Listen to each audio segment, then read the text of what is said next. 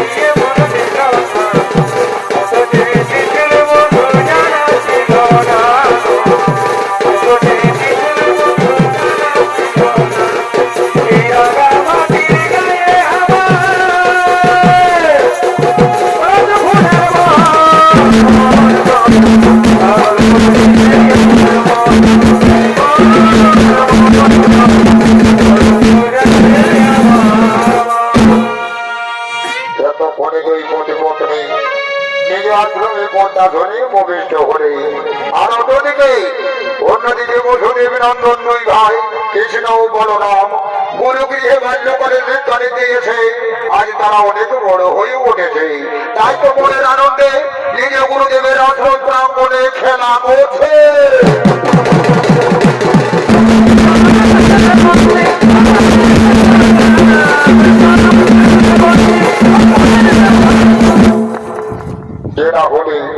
এরা হলেন বসুদেব নন্দন দুই ভাই কৃষ্ণ ও বলরাম। গুরুগৃহে বাল্যকালে শিক্ষা নিতে দিনের পর দিন আজ তারা অনেক বড় হয়ে উঠেছে, তাই এতক্ষণে কৃষ্ণ ও বলরামের অভিনয় নৃত্য পরিবেশনা করবে সুনাম ধন্যকারী দুই নৃত্য শিল্পী রাহুল চন্দ্র বাউরি ও মোহিত সিং সর্দার।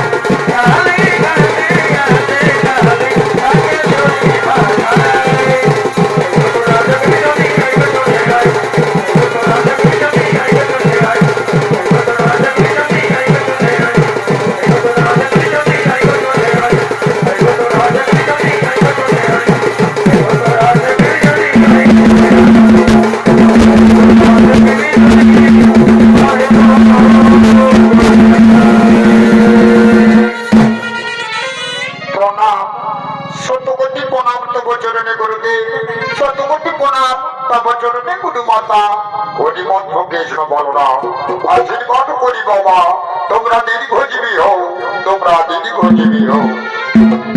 সনবদ্ধ কৃষ্ণ বলরাম, গুরুগৃহে শিক্ষাদান তোমাদের শেষ হয়ে গেছে।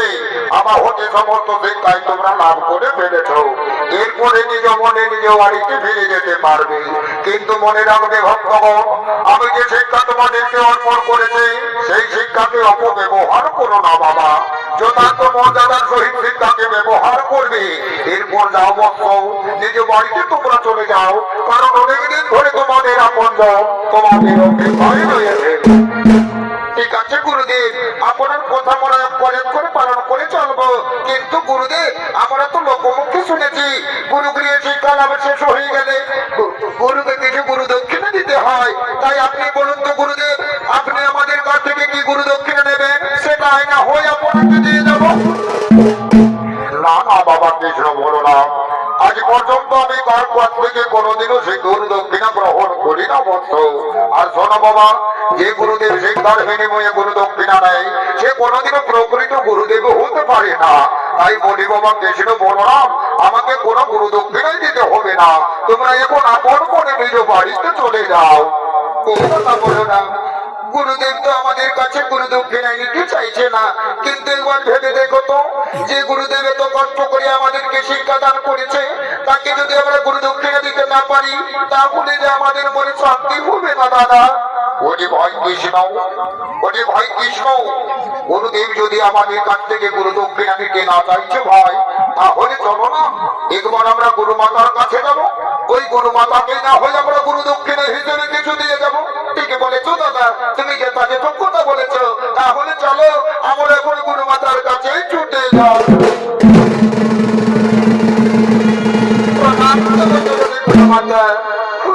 কৃষ্ণ বলেরা, কি হয়েছে বৎস? কেন তোরা মনে ভাবি ছুটতে ছুটতে আমার কাছে চলে এলি? আগো গুরুমা, গুরুমা, আমাদের কিছু হয়নি, কিন্তু গুরুদেব বললেন আমাদের গুরুগৃহে শিক্ষা লাভ নাকি শেষ হয়ে গেছে। তাই আমরা নিজ বাড়িতে চলে যেতে পারবো। কিন্তু যাওয়ার সময় গুরুদেবকে কিছু গুরু দক্ষিণা দিতে চাই, কিন্তু গুরুদেব তো গুরু দক্ষিণা নিতে চাইছে না। তাই তুমি বলো তো গুরু মাতা, তুমি আমাদের কাছ থেকে কি গুরু দক্ষিণা নেবে? সেটাই না হয় তোমাকে আমরা দিয়ে যাবো। না না বাবা কৃষ্ণ বলে না, আমি তোদের কাছ থেকে কিছু চাইতে পারবো না বাবা। আর কি বলবো বৎস, আমি যা চাই তা কি তোরা দিতে পারবি? না না বাবা না, সে কথা আমি বলতে পারবো না। তোরা যা এখন নিজ মনে নিজ বাড়িতে চলে যা বাবা, আমি তোদের কাছে কিচ্ছু বলতে পারবো না। কি গুরু মাতা এমন ভাবে বলছো কেন? আমরা তো তোমার সন্তানের মতো, তাহলে আমাদের কাছে চাইতে তোমার অসুবিধে কোথায়? বলো না গুরু মাতা, তুমি কি চাও আমাদের কাছে? আর শুনে দেখো গুরু মাতা, আমরা তোমার কাছে কথা দিচ্ছি, তুমি যা চাইবে তা অবশ্যই দেব। আর যতদিন পর্যন্ত দিতে না পারবো ততদিন পর্যন্ত আমরা বাড়িতে প্রবেশ করবো না। আর এটাই হলো আমাদের কঠোর প্রতিজ্ঞা। কি বাবা কৃষ্ণ বলো না, কি তোরা করলি বৎস? আজ না জেনে না বুঝি কেন এত বড় ভীষণ প্রতিজ্ঞা করে ফেললি বাবা? করি বাবা, তোরা জানিস না রে, তোদের মতো একটি আমার পুত্র সন্তান ছিল বাবা। কিন্তু একদিন সমুদ্র তীরে গেলে পূজা তর্পণ করতে, আর সে ফিরে আসেনি বাবা। কিন্তু আমি যে মা, মা তো সন্তানের অপেক্ষায় থাকবে তাই না বৎস? বাবা কৃষ্ণ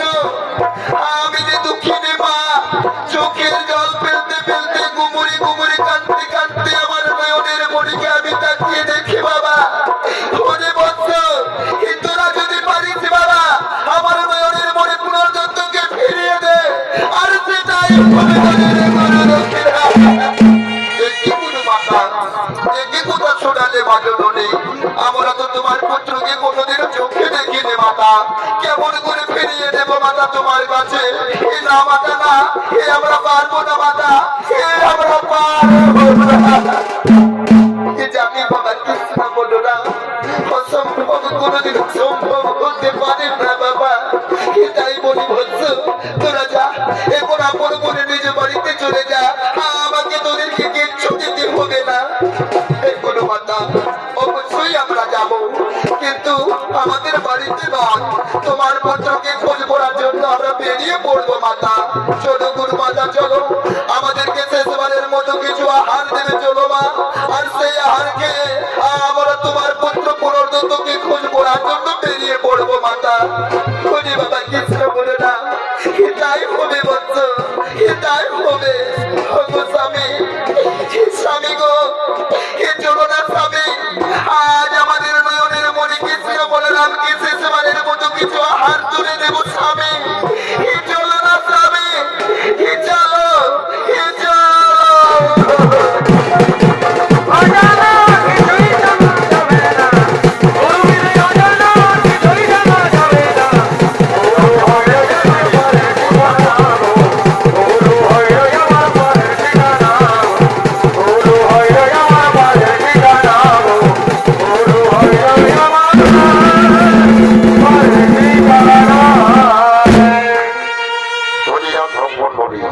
কৃষ্ণ বলরাম গুরুগৃহ থেকে বিদায় নিলেন গুরুপুত্র পুনর্দত্তকে খোঁজ করার জন্য। আর অন্যদিকে মায়াবীরা খোঁজ পঞ্চজন্ম সমুদ্র তলদেশে আগমন করছে। এই ভেবে দেখো মনে সুন্দর ভবনে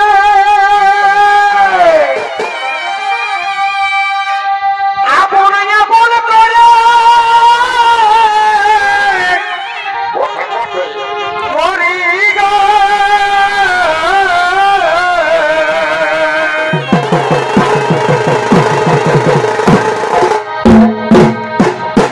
ও তুমি আপন ভাবো, ও তুমি আপন ভাবো জানে, সে যে আপন হবে না রে। ও তুমি আপন ভাবো জানে,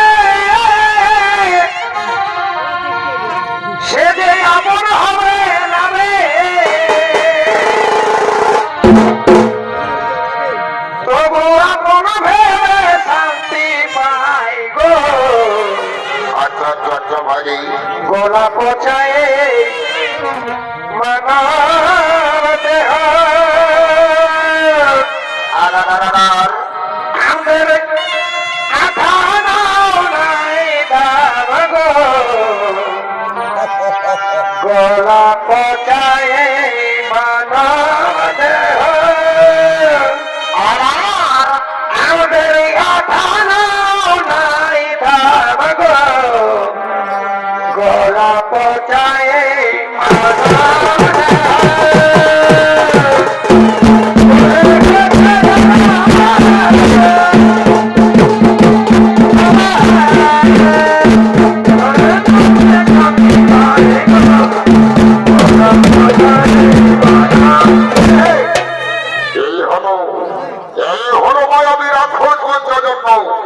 আর এই রাক্ষস পঞ্চজন্মেরই অভিনয়ে ঝনিত পরিবেশনা করে দেখাবেন বর্তমান সজগতে উদীয়মান তরুণ চরিত্র শিল্পী দেবের জন্য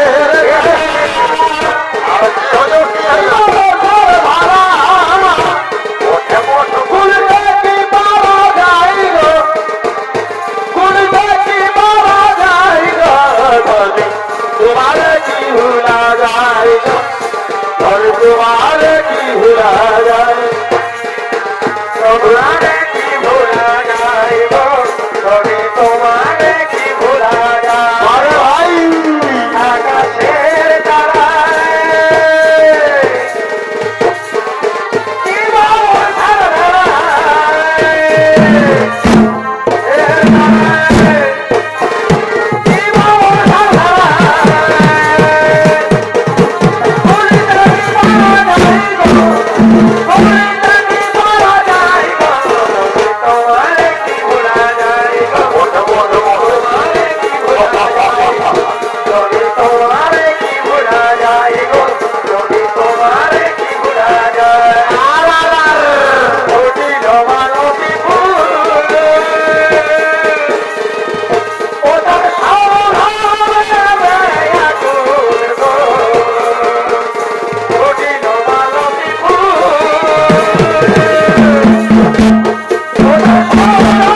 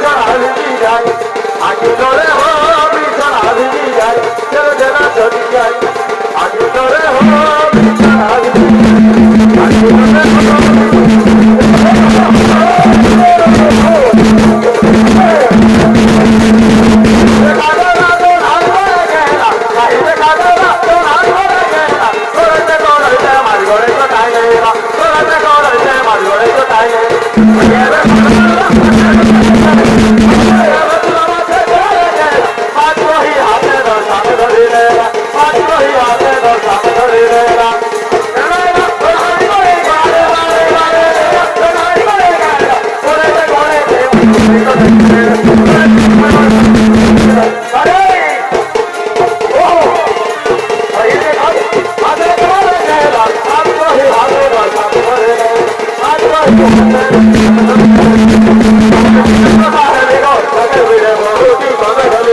আমার কি না কথা হেলি গো কথা হয়ে ভগবতী কথা গেলি কথা গেলি গো কথা গেলি গো কথা গেলি গো কথা গেলি গো আমার কি না কথা হেলি গো কথা হয়ে ভগবতী কথা গেলি গো আমার কি না কথা হেলি গো কথা হয়ে ভগবতী কথা গেলি গো কথা গেলি গো কথা গেলি গো কথা গেলি গো কি না কথা হেলি গো কথা হয়ে ভগবতী কথা গেলি গো আমার কি না কথা হেলি গো কথা হয়ে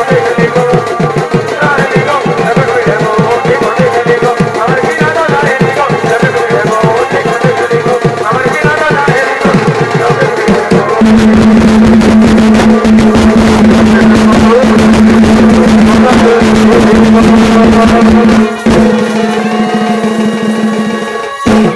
এতক্ষণে মায়াবীর আপন পঞ্চজন্ম মায়াবীর রূপ ধারণ করে যে সাধকের ভিতরে লুকিয়ে পড়েছে আর অন্যদিকে বসতি ব্রাহ্মণ দুই ভাই গুরুপুত্রকে খোঁজ করার জন্য সমুদ্র তীরে দিকে ছুটে আছে।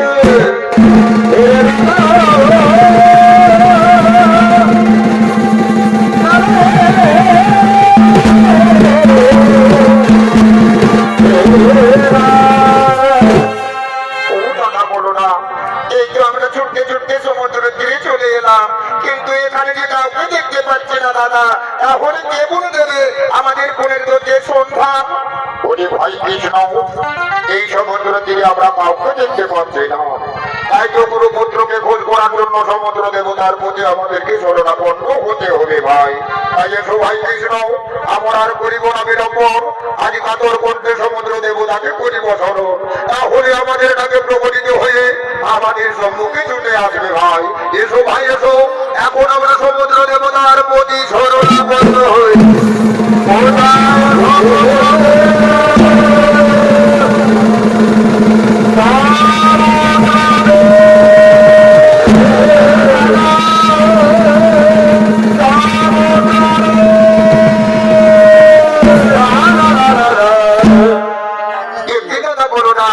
আমরা তো সমুদ্র দেবতাকে কাতর করতে বিরতি করে স্মরণ করলাম, কিন্তু কই আমাদের ডাকে তো সাড়া এলো না।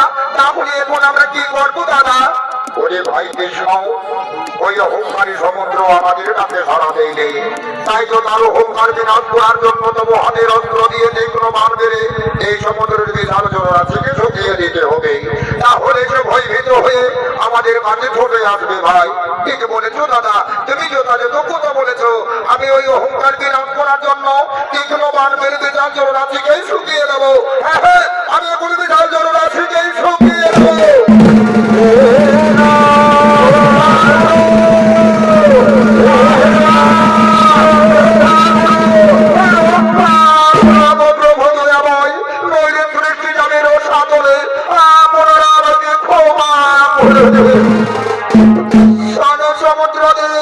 তোমাকে আমরা ক্ষমা করতে পারি, কিন্তু তার আগে বলতো তুমি মণিপুত্র পুনর্দত্তকে কোথায় লুকিয়ে রেখেছ? তুমি তাড়াতাড়ি তাকে আমাদের কাছে ফিরিয়ে দাও। একটি বলছেন প্রভু, একটি কথা বলছেন আপনারা। আমি যে তাকে কোনোদিনও চোখে দেখিনি, আমি কেমন করে তাকে লুকিয়ে রাখবো? সে কি বলছো সমুদ্রদেব? তুমি জানো না বহুদিন পূর্বে সমুদ্র তীরে এসেছিল মণিপুত্র পুনর্দত্ত পূজা দর্শন করার জন্য, কিন্তু সে আর ফিরে যায়নি। তাই বলো তো সমুদ্রদেব, তুমি তাকে মায়া বসে কোথায় লুকিয়ে রেখেছো? তুমি তাড়াতাড়ি তাকে আমাদের কাছে ফিরিয়ে দাও। প্রভু, আপনাদের কোথাও ভুল হচ্ছে প্রভু। আমি তাকে লুকিয়ে রাখিনি, তবে হ্যাঁ, আমার বিশাল জলরাশির তলদেশে এক মায়াবী রাক্ষস পঞ্চজন্য বসবাস করে। সে মাঝে মধ্যে মায়ার রূপ ধারণ করে সমুদ্র তীরে ছুটে এসে পূজা তর্পণরত মুনি ঋষিদেরকে ধরে ধরে খেয়ে থাকে প্রভু। আমার মনে হয় ওই রাক্ষসই তাকে খেয়ে ফেলেছে। তাই আপনারা কৃপা করে একবার সমুদ্র তলদেশে যান, সেখানে গেলেই হয়তো পুনর্দত্তের সন্ধান পেতে পারে। ঠিক বলেছো সমুদ্রদেব, তোমার কথা মতো আমরা খোঁজ করতে করতে এখন সমুদ্র তলদেশেই ছুটে যাব।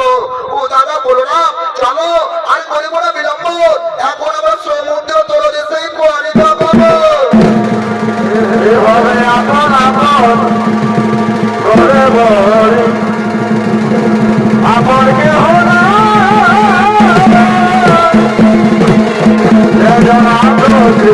আপন বলো না, এই তো ছুটতে ছুটতে সমুদ্র তলে দেশে এলাম, কিন্তু এখানে যে বড় অন্ধকার, আমরা কিছু দেখতে পাচ্ছি না, তাহলে কেমন করে তার সন্ধান করবো দাদা? ওরে ভাই কৃষ্ণ, এই সমুদ্র তলদেশের পথ বড়ই দুর্গম রে ভাই, এখানে ভালোভাবে সতর্ক হয়ে চলাফেরা করতে হবে। তাই বলি ভাই কৃষ্ণ, তুই ওই পথ ধরে খুঁজতে খুঁজতে এগিয়ে যা, আর আমিও এই পথ ধরে খুঁজতে খুঁজতে এগিয়ে যাচ্ছি। নিশ্চয় আমাদের চোখে ভেসে উঠবে মায়াবী রাক্ষসের আলো। ঠিক বলেছো দাদা, তুমি ঠিক কথা বলেছো। তুমি ওই পথ ধরে খুঁজতে খুঁজতে এগিয়ে যাও, আর আমিও এই পথ ধরে খুঁজতে খুঁজতে এগিয়ে যাচ্ছি।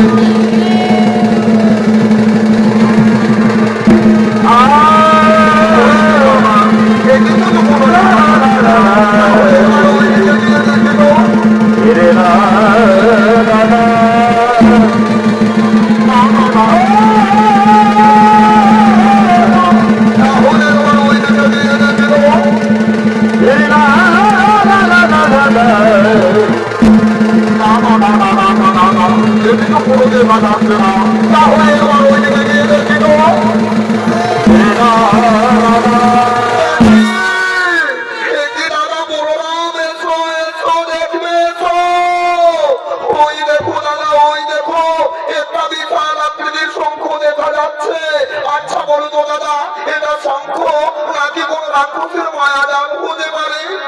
ঠিক বলেছিস ভাই কৃষ্ণ, আমি অনেক শঙ্খ দেখেছি, কিন্তু এত বড় শঙ্খ কোনোদিনও দেখি না রে ভাই। বলি ভাই কৃষ্ণ, এটা মনে হয় বাস্তবে শঙ্খ হতে পারে না, এটা মনে হয় কোন রাক্ষসের মায়া হতে পারে। তাই বলি ভাই কৃষ্ণ, তোর হাতের অস্ত্র দিয়ে একবার শঙ্খের উপরে আঘাত করে দেখতো, নিশ্চয়ই যদি তার ভিতরে কিছু লুকিয়ে থাকে, তাহলে সে ভয়ভীত হয়ে বেরিয়ে পড়বে। যাও ভাই কৃষ্ণ দাও, আমি বিলম্বন করো না, তুমি তাড়াতাড়ি আঘাত করে এসো। আচ্ছা দাদা, ঠিক আছে, আমি তাহলে যাই দাদা।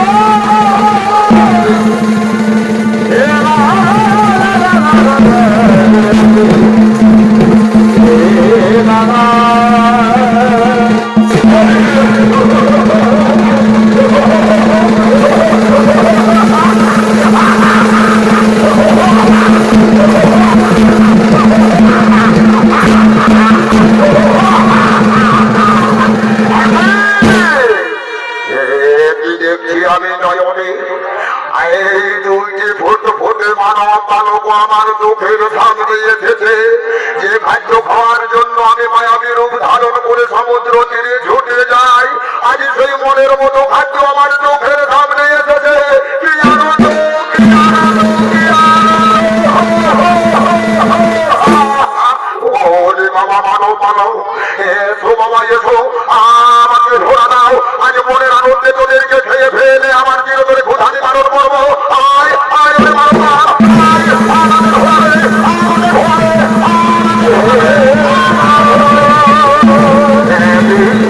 থেকে পালিয়ে গেল, কোথায় যেন চলতে চলতে পালিয়ে গেল, ওই কোথায় হয়তো হয়তো সেই মানব এসো, এসো রে মানব, আমাকে ধরা দাও, আমাকে ধরা দাও, আজ মনের আনন্দে তোদেরকে আয় আয় ওরে রাখো, আয় ওরে মানব, আমাকে ধরা দেবে। ওরে মায়াবী রাক্ষস, তুই আমাদেরকে খেয়ে ফেলবি তাই না? তুমি আয় তো দেখি মূর্খ, আয় আয়, তোর বাহুতে কত শক্তি আছে, আয় দেখি তুই কেমন করে আমাদেরকে খেয়ে ফেলি।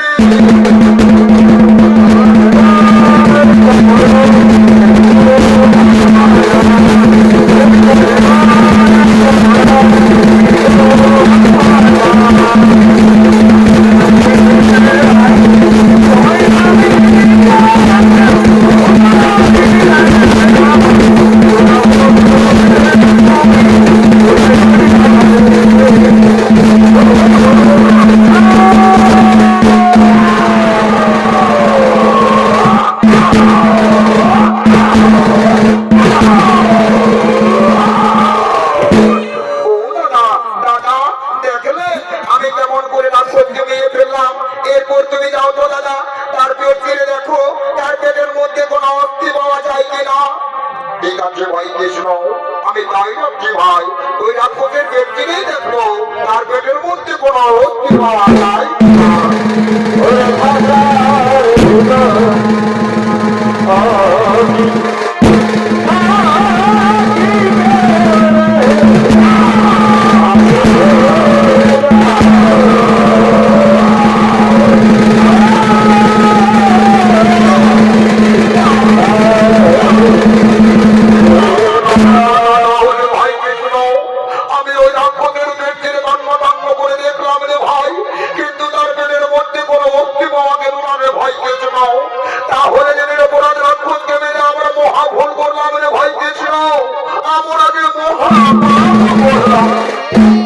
না না দাদা, ওটা পাপ হতে পারে না। আমার হাতে রাক্ষসের মুক্তি লেখা ছিল, কিন্তু দাদা আমরা তো শত চেষ্টা করে দেখলাম, কিন্তু পুনর্জন্মের কোনো সন্ধান পেলাম না। তাই বলতো দাদা, এখন কি করব, কোথায় যাব, আর কি করলে বা তার সন্ধান পাবো? ওরে ভাই কৃষ্ণ, মানুষ মারা গেলে তার শেষে তার হয়ে জমালয়ে যমরাজের কাছে। তাই তো পুনর্জন্মকে ভোজ করার জন্য আমরা জমালয়ে ছুটে যাবো রে ভাই, আমরা এখন জমালয়ে ছুটে যাবো। হরে রাম রে জীবন রে হরে রাম রে জীবন রে সম্বন্ধে এত করে কৃষ্ণ বলরাম পুনর্জন্মকে ভোজ করার জন্য মানব রূপীতে হলো এই জমালয়ের পথে ছুটে চলেছে। আর অন্যদিকে জমালয়ের যমরাজ তার মন্ত্রী সেনাপতিদের শুনে মনের আনন্দে নৃত্য করছে।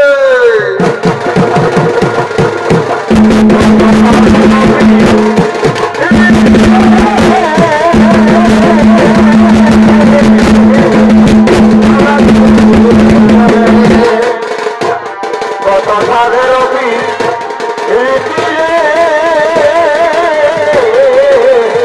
আমরা করেছি দুজনে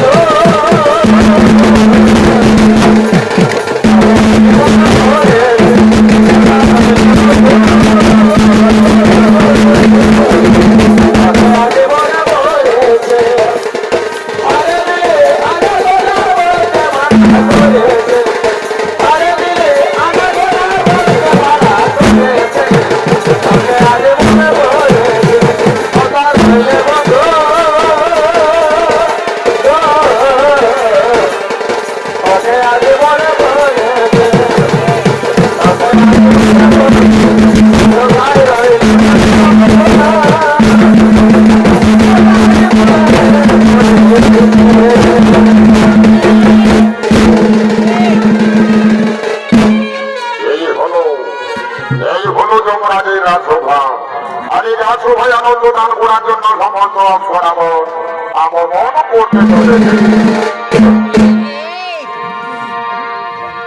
এই দরিয়ার আর কে আহুয়া আর মুই কিতে যাবি হামে তোমার হব আর মুই কিতে যাবি হামে তোমার হব আর নাই নিব মোটর গাড়ি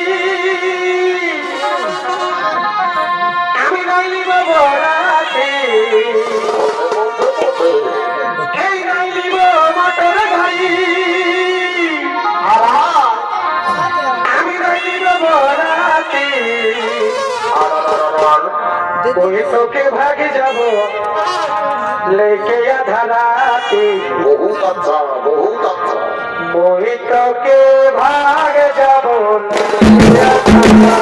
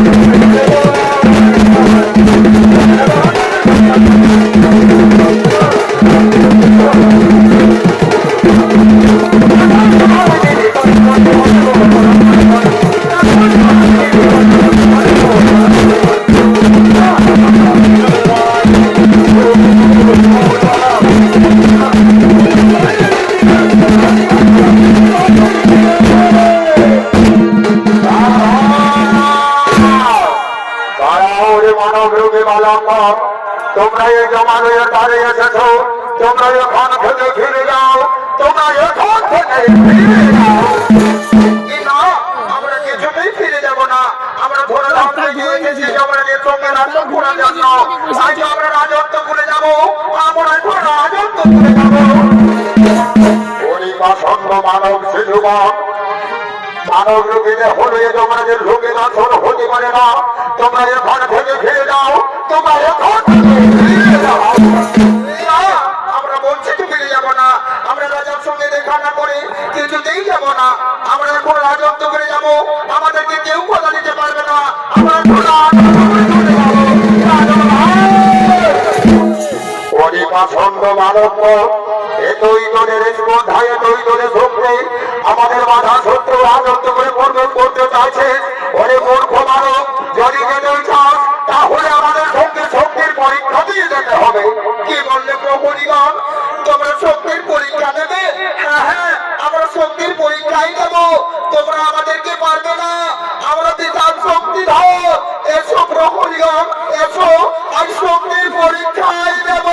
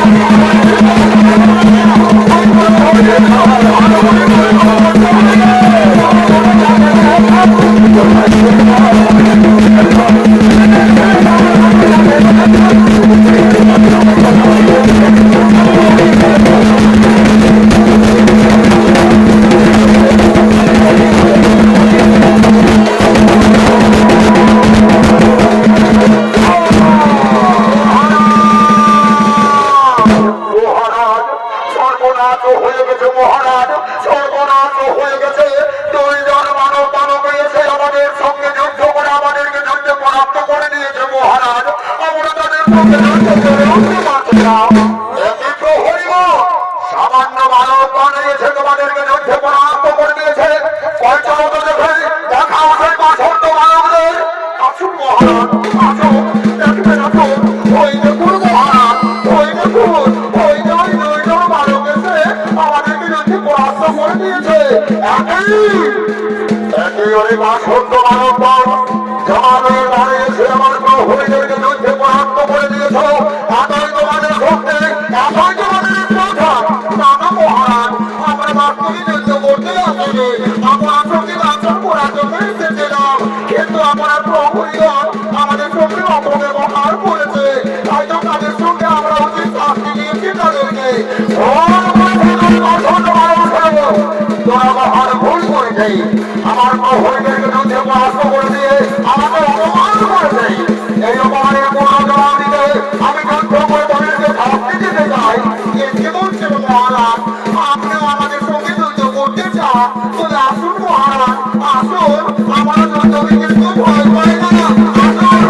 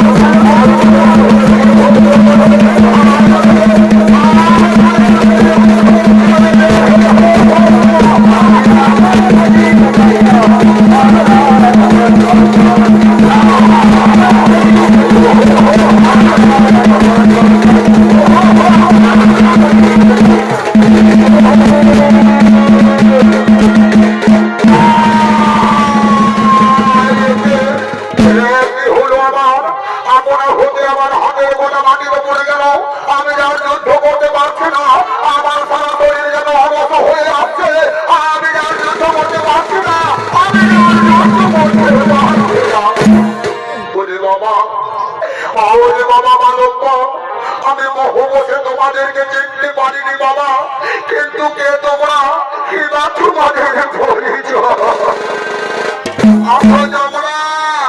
তুমি মহবুজে আমাদেরকে চিনতে পারোনি, তা যদি চিনতে চাও তাহলে এবার ভালোভাবে নয়ন মেলে দেখো, তাহলে তুমি চিনতে পারবে আমরা কে, আমরা কারা, কি বা আমাদের পরিচয়। হে প্রভু পাপ পুঞ্জহারি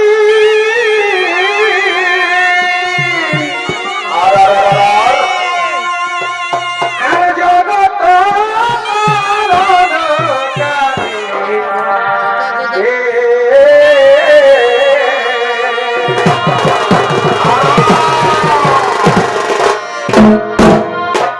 হে প্রভু পাপ পুঞ্জহারি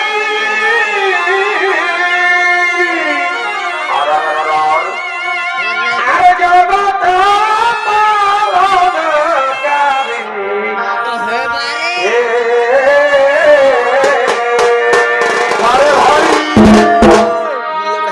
আর ঘোড়াশয় দিগম্বর এই মুকুট মুরারি প্রভু পাপুজ হরি প্রভু ওঠে ওঠে ওঠে ভাজি পাপুজ হরি আর ঘোড়াশয় দিগম্বর হরে হরে হরে মুকুট মুরারি প্রভু পাপুজ হরি প্রভু পাপুজ হরি তোরা ছায়া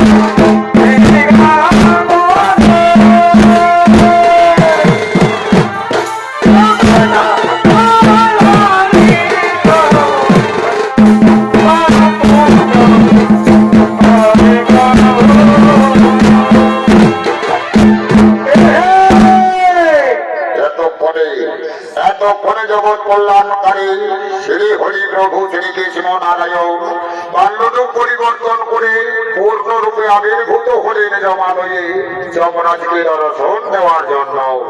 আরে শ্রী কৃষ্ণ নারায়ণের অভিনয় শোনেন তো পরিবেশনা করে লাগাবেন পারিপাত রোকামাটি ছৌকারের শিক্ষা দাতা চৌপুর শিক্ষক ওস্তাদ বৃন্দাবন মাহাতো।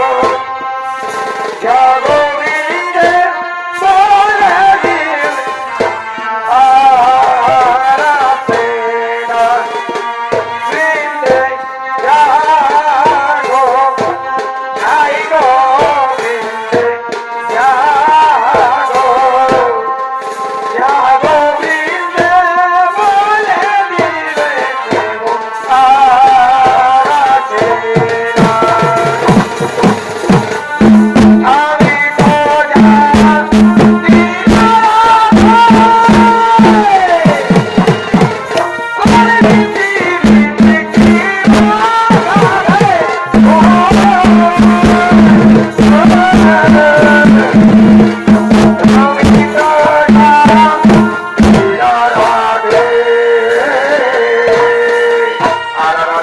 বলি প্রীতি কি রাধে ও ও পটলম পট পট ও পটলম পট চট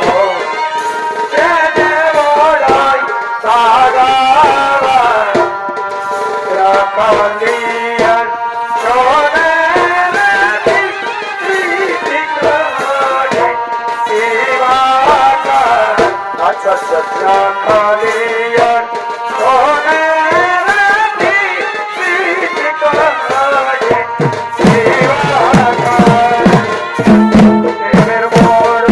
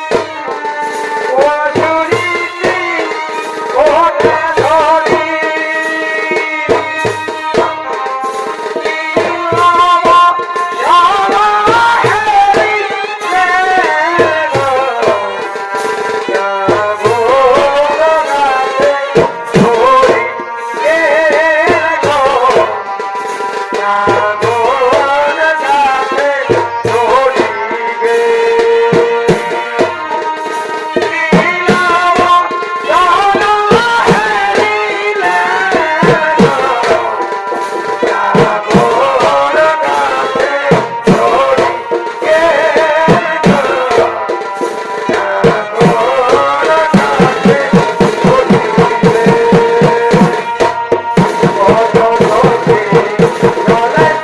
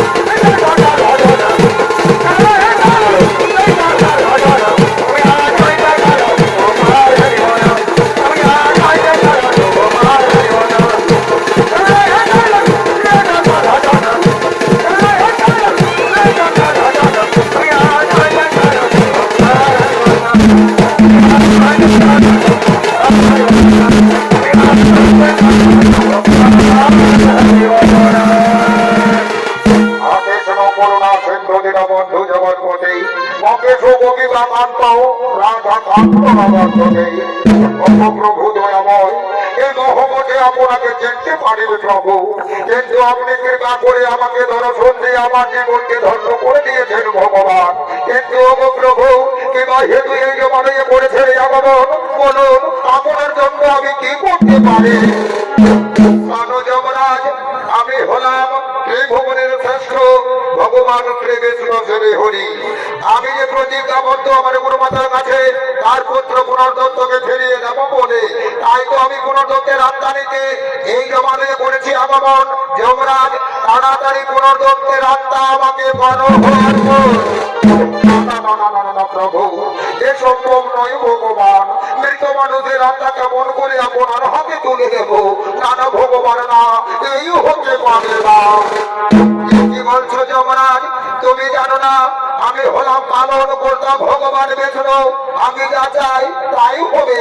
তাই আমাকে প্রতিজ্ঞা থেকে মুক্তি হওয়ার জন্য পুনর্দত্তের আত্মা অতি সত্তর আমাকে অর্পণ করো, আর বিলম্বন করো না যমরাজ, আমাকে অতি সত্তর সেই আত্মা অর্পণ করো।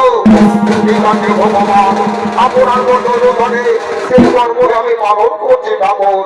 আপনার কথা অনুসারে পুনর্দত্তের আত্মা আপনার হাতে আমি চলে দেব।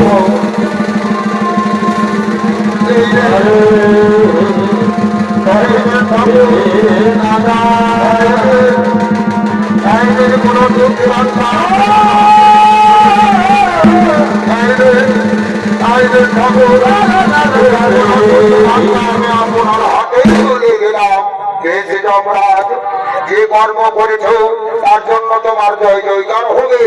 এরপরে আমি আত্মা দিয়ে পুনরায় পুনর্দত্তের জীবন করিব দান, পুনরায় দেহ গঠন করে তাকে জীবিত করে তুলব। তারপর গুরুমাতার কাছে নিয়ে গিয়ে গুরু দক্ষিণা রূপে গুরুমাতার কাছে তাকে অর্পণ করে আমি প্রতিজ্ঞা থেকে হব মুক্ত। আর করে কোনো বিলম্বন, আমি এখন পুনর্দত্তের করিব পুনর্জীবন দান।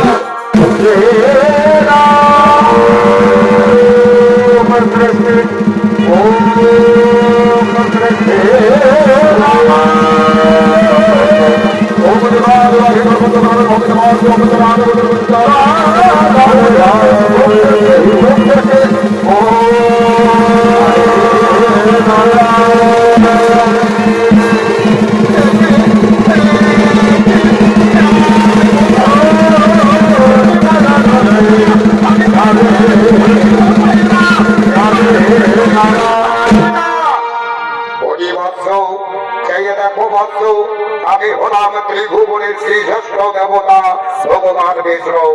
আমি প্রতিজ্ঞাবদ্ধ হয়েছিলাম নবমাতার কাছে তোমাকে পুনরায় জীবিত অবস্থায় ফিরিয়ে দেবো বলে। তাই তো আমি জমাতে এসে তোমাকে বলেছি জীবনদান, এসো ভক্ত এসো, তোমাকে নিয়ে গিয়ে এখন গুরু আলোয় করিব গমন, এখন গুরু আলোয় করিব গমন।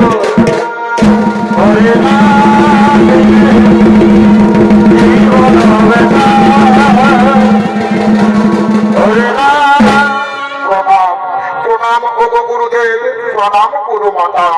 এই দেখুন আজ আপনাদের নয়নের মনে পুনর্দত্ত পুত্রকে আপনাদের হাতে আমি গুরু দক্ষিণারূপে তুলে দিলাম। আপনারা আমাকে আশীর্বাদ করুন, আমরা যেন এখন নিজ পিতৃ আলোয় গমন করতে পারি। হরিবৎস কৃষ্ণ বলরাম, আজ আমাদের নয়নের মনে পুত্রকে ফিরিয়ে দিয়ে তোমরা ত্রিজগতে খ্যাতি অর্জন করেছো বাবা, তোমাদের জয় জয়কার হবে। আমরা বড়ই হাত ধরে তোমাদেরকে আশীর্বাদ করি বৎস। যাও তোমরা এখন নিজ পিতৃ আলোয় চলে যাও, এখন পিতৃ আলোয় চলে যাও।